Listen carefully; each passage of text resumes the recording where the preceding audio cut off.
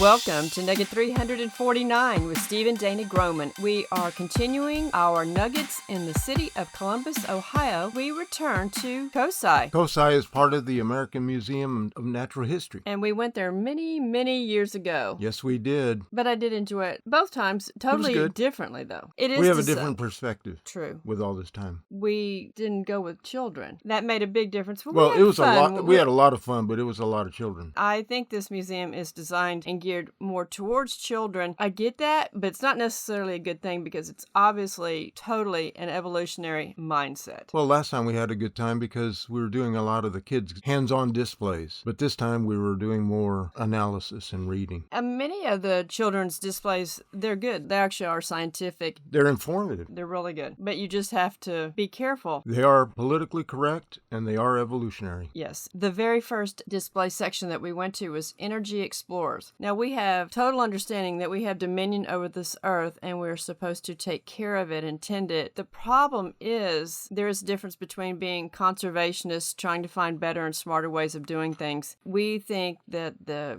green mindset is a control mindset. Absolutely. Fueling the nation. How did we get here? Why do we need to change? And what will the future look like? Many of the things interwoven in these displays are good. They are correct, but you have to pay attention to the evolutionary mindset. As in this case, this sentence says, the energy that powers America comes from many sources that have been evolving for thousands of years. Wind hasn't evolved. Coal hasn't evolved. Petroleum hasn't evolved. I'm not sure exactly what they mean. Energy sources we use have changed. Nothing has evolved. They do say here that fossil fuel is non-renewable. And do you have any comments about that? Many, even scientists, don't necessarily believe that's true. The earth makes it. It could be an ongoing thing. They had this display about restoring the power and talking about blackouts and how would you fix the problem to restore power. And that is a big thing, are these rolling blackouts. Many of them are forced, we've found out. Yeah, well, let's just everybody go to electric cars and see what happens. Well, that's what I was thinking. They had this interesting display. It said, deconstructed chair. A product is simply a collection of other things, screws, nails, fabrics, plastics. And what I wanted to comment about this is that many of the, I'll just call them earth firsters, the people that want to promote the green ideas just to an unbelievable and unrealistic degree, they don't realize what it takes to make something. That's true. I doubt, you go to the store and get it. They fuss about the petroleum industry and the oil industry, and they have no idea. Everything requires it. Yeah. If it wasn't in the actual product, it was used to make the product. So you need to be careful what you want to get rid of and complain about because you might be losing some things that you're really fond of, like your iPhone.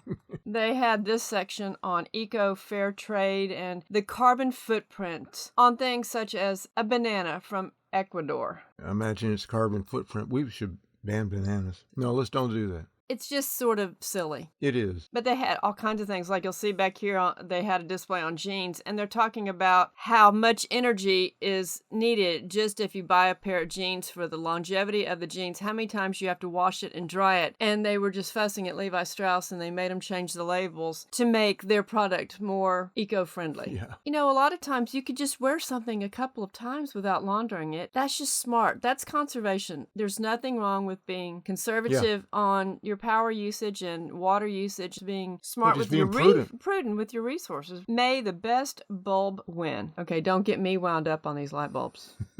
Old school light bulbs are good for heat when you need heat on an item, like a cabinet in a motorhome. I just don't believe that these things last as long as they say. They don't for us. We've got one right now. It's one of these compact fluorescent lamps, and they talk about how many years it should last, the energy even efficiency. The LEDs. They don't last as long as they claim they do. No. Sometimes I just say, just give me a light bulb. I want a light bulb. Smart meters. Electric meter, a smart meter, and a home manager. There's one thing that people do not realize about this thing that is critical and crucial. One thing that's big is be careful with these things, all this smart home stuff, because if it's a smart device, it can be shut off externally. Well, we know that they can turn your power off. They turn everything off. Even with the old school electric meters, they can manage you and monitor you. Penalize you. Right, and control you, not just shut it off. Who's your daddy kind of thing, right? Right. Who's watching who? If you don't believe that, check it out. Research is everywhere. Fuel it up. Hydrogen, natural gas, electricity, and biofuel. And they've got the Tesla car. And we see Tesla cars everywhere these days. They've gotten really popular, and they are a pretty car. Someone mentioned the other day when we were listening to a podcast, what happens if everybody has an electric car? Two things. And there is a natural disaster like a hurricane, and you have to evacuate. You can't go very far. You can't go very far. You need to be able to rely on fuel. Obviously, the fuels have their limitations too. Not as much as a battery car that needs to be plugged in. You're not just going to pull over and plug in somewhere. And I do understand that the gas stations, they're running on electricity. But I'm willing to bet you can get a lot farther in your car with a full tank of gas than a charge. And better possibilities of refueling it in less time. If everybody's on electric cars and they all get home, and what happens when they all plug it in? Oh, another blackout? Another blackout. And then how are they going to manage that blackout?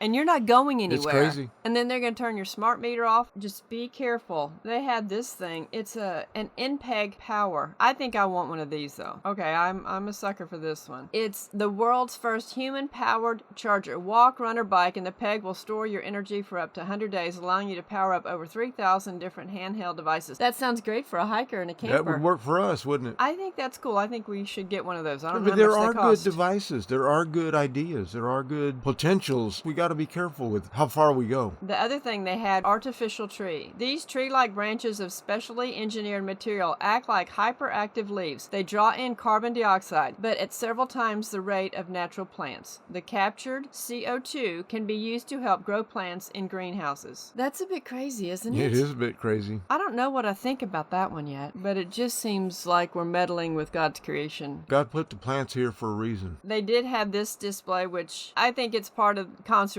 and not necessarily a control thing, but it's paper, plastic, metals, and glass. They have display on collecting them, and like the glass, they sort it by color, and then they break it down. You can reuse paper and plastic and metal and glass, which there's nothing wrong with recycling. No, and the big problem is we all do need to be prudent. We have raised 2 generations of people with a throwaway stuff society. It doesn't matter what you have. You have a computer, goes bad, throw it away, get another one. Everything is just thrown away. Well, that stuff has to go somewhere. Reuse your jars. Yeah, reuse them instead of throw them away. We're crazy enough. We reuse our paper plates when we hike. We do. We just wipe it out and use it again. There's no reason to be throwing these things away. Be a conservationist. Yeah, without being silly. If you appreciate these videos, partner with us on a monthly or a one-time basis. The links are in the description below. If you appreciate our content, tell others and repost on your social platforms. And we will be continuing through COSI for probably quite a few nuggets. Hopefully without the rain. Thank you.